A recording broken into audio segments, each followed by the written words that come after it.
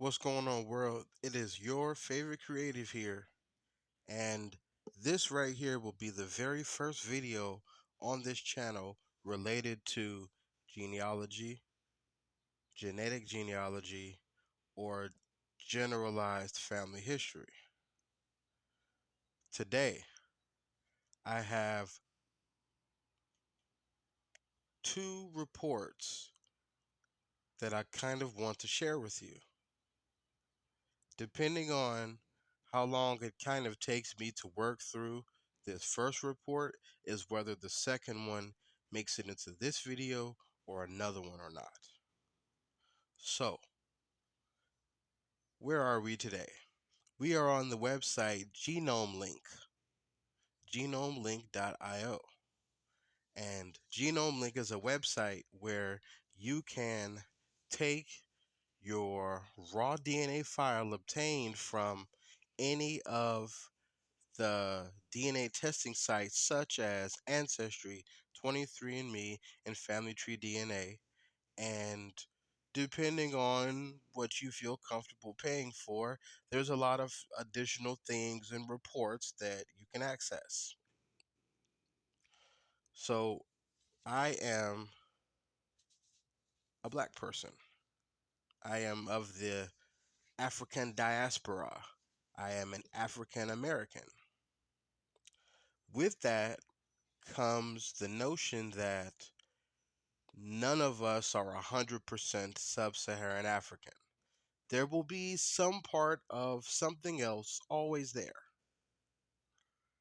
In this case, my something else's are European and Native American.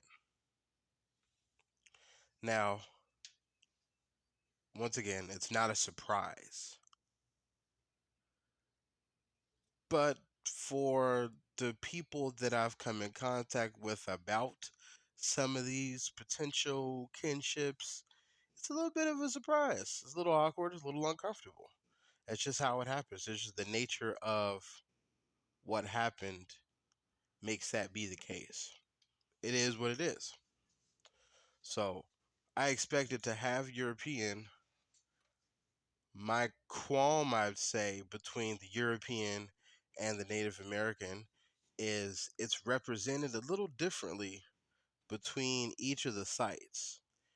So what I mean is more or less the results are similar, but they still differ in a few spots.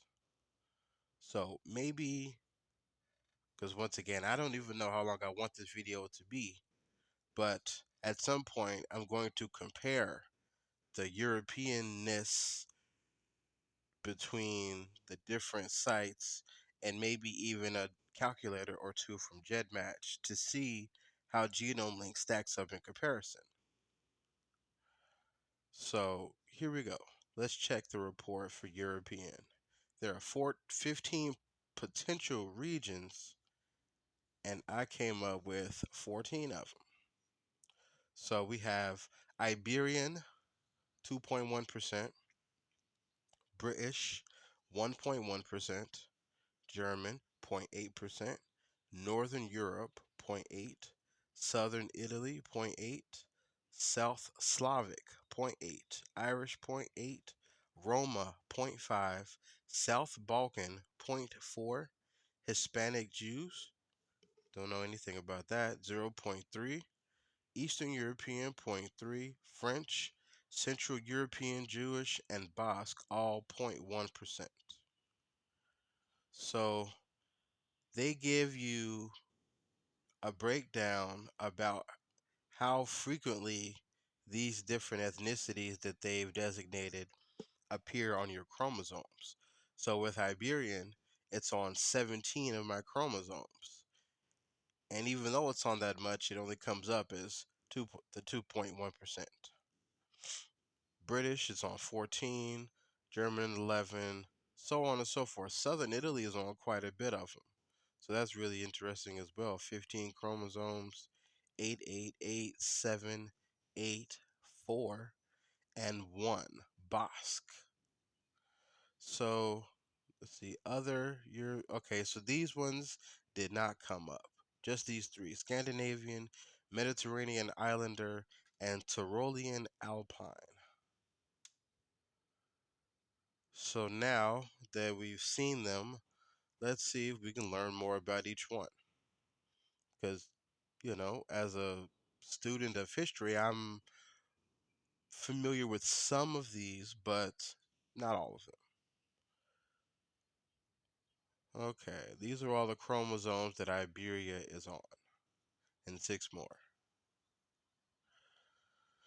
All right. Tucked into the southwest edge of Europe, the Iberian Peninsula has long been a refuge. 40,000 years ago, the last Neanderthals clung to a lonely existence around the Rock of Gibraltar in the far south of Spain. More recently, in the depths of the last ice age, humans maintain a precarious existence in Iberia as the ice and tundra spread all across the European continent.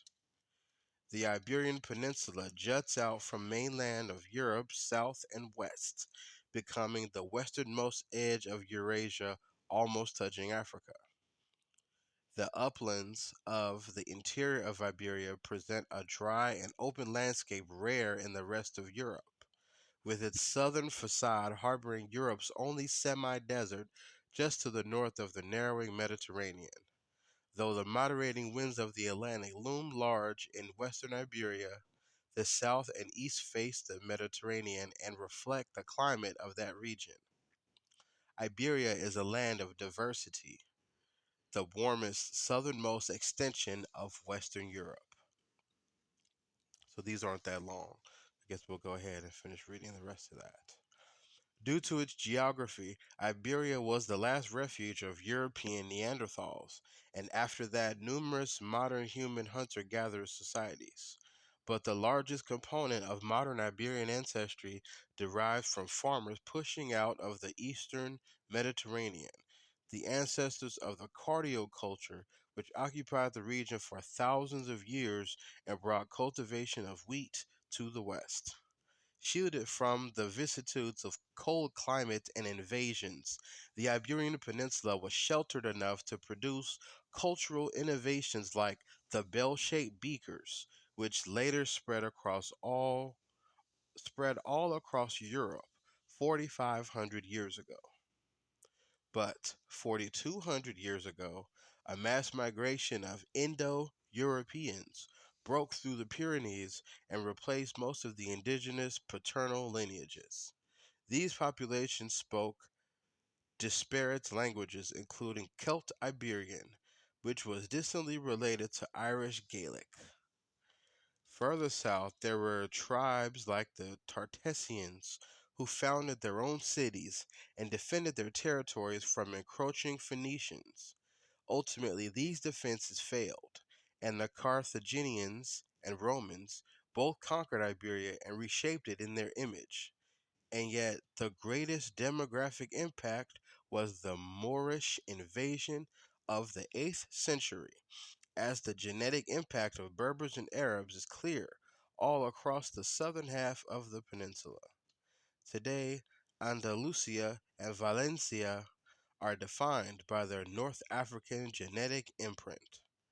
Laying forager, farmer, steppe, and Moorish, modern Iberians are a complex melange of influences and migrations that have no parallel in the rest of Europe. Well, Iberia. So I always wonder when I see Spain, or in this case, Iberia, or some kind of related place to Iberia in my results, I always wonder if it is poking at that Moorish bit. They mention Berbers and Arabs here, but we know that the Moorish people took on all skin tones as they were African folks. Anyway, let us go on to British. We know British, but let's see what they say about British. All right. The term British comes from the Britons, the Celtic people who inhabited the islands before the arrival of the Romans 2,000 years ago. And genetically, the modern British are mostly descended from these people. Like the other people of Northwest Europe, the majority of the ancestry of those British seems to have come from the bell beaker culture, which emerged as a synthesis of the steppe and the farming cultures of Neolithic Europe. An illustration of this synthesis is the great monument at Stonehenge, which was created 5,000 years ago by Neolithic farmers but adopted and repurposed by the Bell Beakers and their heirs. Britain was uninhabited during the Ice Age, but immediately repopulated by hunter gatherers when the ice retreated. But these European hunter gatherers, dark skinned and pale eyed, representative by the famed Cheddar Man, left no genetic imprint. Rather, Britain was occupied and populated by Neolithic farmers 6,500 years ago, who reshaped the lands to their preferences, bringing a heritage with its roots ultimately in Anatolia, but via the European continent. These people created the great megalithic cultures which were overthrown with the arrival of the Bell Beakers, and later the Celtic ancestors of the Britons whom Caesar and his heirs knew of. A fusion of farmer and steppe, as was the North across northern Europe, Britain was notable only for its relative isolation until the 6th century. Then a great wave of northern Germans swept over the eastern shore and slowly conquered the rest of England proper in the ensuing 100 years. In the early 20th century, it was commonly thought that the Germans, the ancestors of the English, and the ancient British were a race apart. But genetics has confirmed these were very similar groups, so only the most powerful methods can differentiate them. Using both ancient DNA and modern methods that focus on home villages, researchers have concluded that there was a substantial migration from the continent during this period, perhaps about 30% of the ancestry of the modern British. The concentration, though, tends toward the east where the original Angles, Saxons, and Jutes landed. Though modern English is an amalgamation of the first Bronze Age migration of the Bell Beakers, who mostly assimilated the Neolithic farmers, and the later Germans, culturally the Celtic stamp has been removed. It is now known from ancient DNA that the eastern shore of England was totally Germanized in the first few centuries of the Anglo Saxon rule, serving as a cultural incubator for a relatively pure German culture, shorn of Celtic words or crafts. Eventually, this culture expanded and assimilated many native British groups, including the ancestors of Alfred the Great, the King of Wessex, who became the first king of all England. The earliest ancestors in his lineage clearly have Celtic names. Unlike France to its south, Britain was culturally totally transformed by the German conquest. While the Germanic imprint on France was trivial, in Britain it is detectable, though it is not overwhelmingly. What the British illustrate is that the evolutionary dynamics of genes and culture can be quite different. Where genes often mix, culture replaces. So, that is about Britain, then about Iberia. Now, some of these cultures, I feel like maybe a whole read through may not necessarily be needed. Germany, Northern Europe, Southern Italy. So maybe I'll pick out some of the ones I really don't know much about. And with that, we're going to say Basque. I think Basque is related sometimes to either France or Spain. but we're gonna see. Okay. On the Iberian shore of the Bay of Biscay are the lone indigenous non Indo European people of Europe, the Basque, or as they call themselves, Euskaldanak. The exceptionality of this illustrates that northern Iberia and the people of this region are among the most isolated in all of Europe. The geographical barriers of water to the north and mountains to the south have prevented outsiders from pushing into their territory for millennia and even during the Ice Age. While northern Europe was covered by ice sheets, southern Europe was occupied by hunter gatherers who created haunting cave paintings at locations such as Altamira in northern Spain. The creators of these paintings go by various names, such as the Magdalenians, and their heritage persists in faint threads even down to the modern day in this region, though most of the heritage of modern Iberians dates to the Neolithic and Anatolian farmers who began pushing westward around the fringe of the Mediterranean 8,500 years ago. Large numbers of indigenous foragers were absorbed by these newcomers. Today, Basques harbor more hunter gatherers' ancestry than any other population in southern Europe. And yet, the majority of the Basque ancestry is derived from farmers who migrated out of Anatolia, the largest proportion on mainland Europe.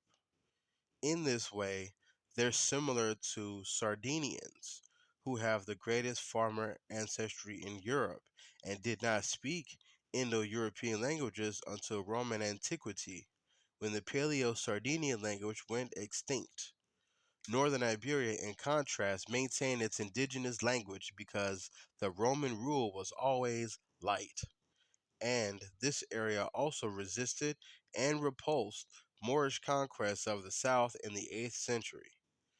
Unlike the rest of Iberia, there are no genetic imprint from North Africans or Sephardic Jews because of the region's isolation.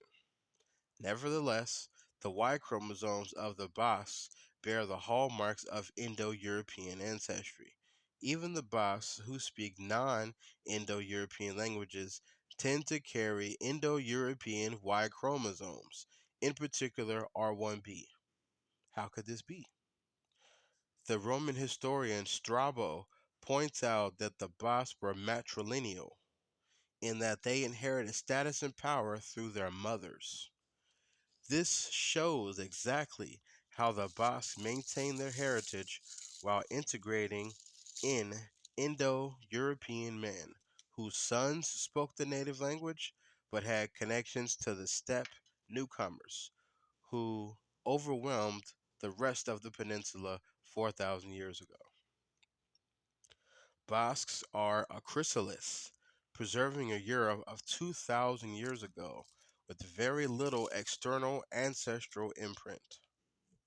They're a clear distillation of Neolithic farmer ancestry leavened with Indo European migrations and inflected with indigenous hunter gatherer heritage that goes back to the Pleistocene.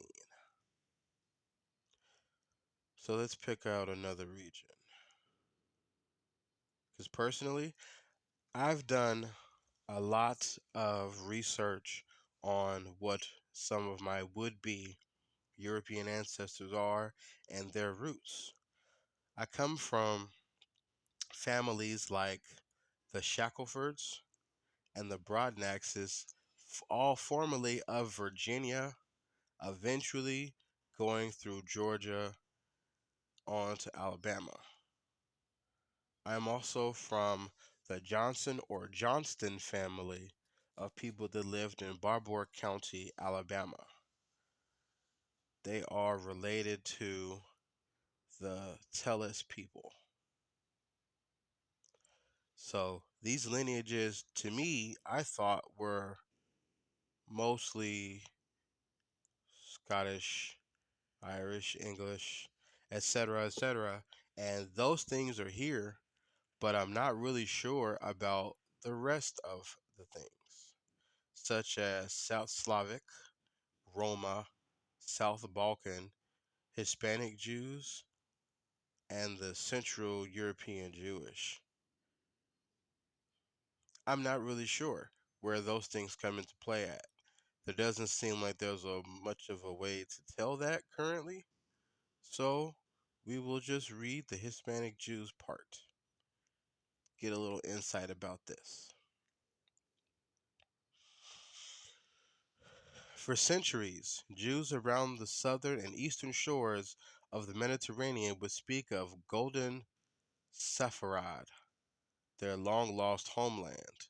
We call them today Sephardic Jews, defined by a particular religious liturgy, defined, okay, and an attachment to a Judeo Romance language, Ladino. Expelled from Spain and Portugal in the late 15th and 16th centuries, these Jews settled in Morocco and the southern Mediterranean shore out to Egypt. The most famous of the latter was the great rabbi and physician Moses Maimonides, who made contributions to both Jewish religious thought and secular philosophy. Others accepted the Ottoman Sultan's offer of refuge and became the core of modern day Syrian and Turkish Jewish populations. In Greece, they became a second and rival community to the indigenous Romaniote Jews. Genetically, the Jews of Sepharad are both diverse and distinct. Because of their assimilation of local Jewish cultures, they exhibit regional diversity, but due to their Iberian origin, they also share commonalities. The numerous Jews of Morocco show strong evidence of minor but consistent admixture with the Berber speaking people of North Africa. Uh-huh. Likely due to intermarriage, Jews native to the land due to intermarriage of Jews native to the land when they arrived as exiles. The Jews of Damascus are a fusion of Iberian exiles and Middle Eastern natives. The southwestern European nature of Greek Sephardic Jews is clear when compared to the native Jews, who remain distinctly East Mediterranean in their character. Like the Ashkenazi Jews to the north, the original Sephardic Jews seem to have emerged as a late Roman and post Roman fusion of a Middle Eastern population of predominantly male origin with native Gentile females. These were Jews of the West Roman Empire and the successor kingdoms, and their Y chromosomes bear the stamp of their ancient Near East heritage, connecting them to old Christian communities of the region, such as the Assyrians. In contrast, distinctive Sephardic maternal lineages tie them up with Southwest Europeans, such as modern Italians and Spaniards.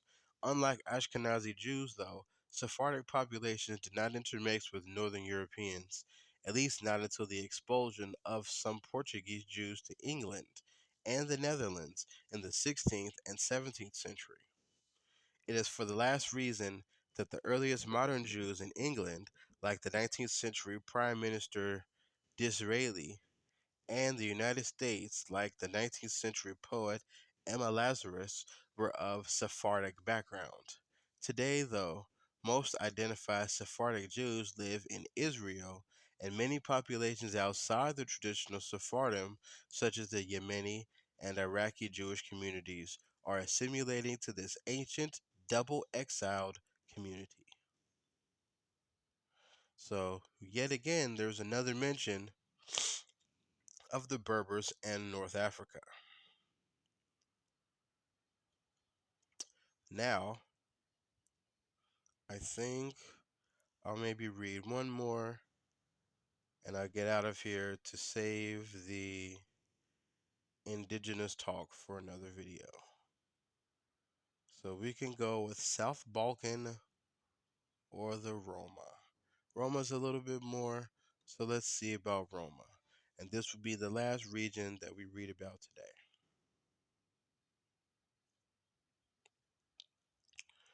To some extent, the origins of the Roma are stamped on their faces. Balkan Roma who study or settled in England often tell stories about being spoken to in Punjabi by British Asians, though their older name, still popular in England, of gypsies, alludes to a myth of Egyptian origin. It is clear that the origin of the Roma lay in India.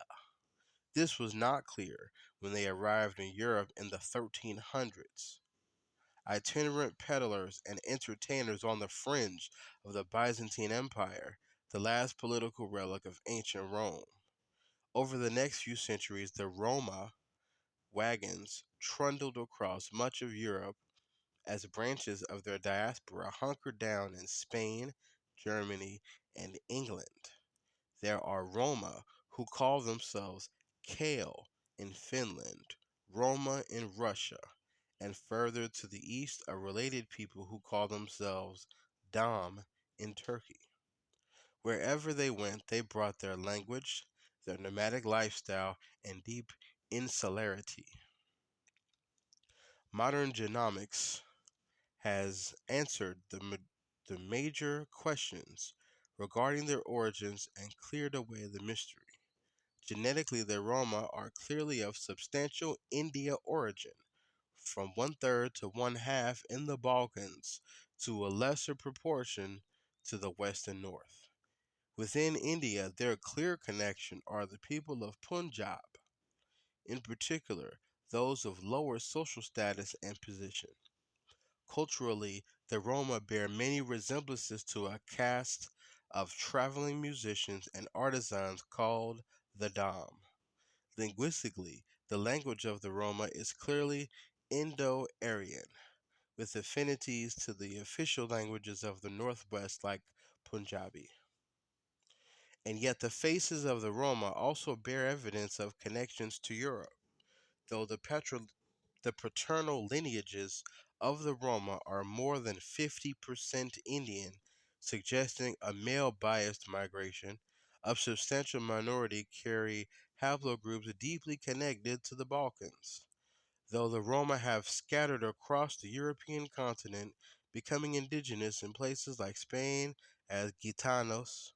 Genetically, the greatest portion of their majority European ancestry remains Balkan, and the Slavic, Romanian, and Albanian influence is clear in their language and cuisine. Always traveling, always absorbing, but not assimilating. The Roma are a testament to cultural resilience in the face of genetic assimilation. And I have just the smallest bit within me of them, allegedly. I did not expect there to be so many regions. I really and seriously thought that maybe these three and Ireland would make up the bulk of it. But color me surprised.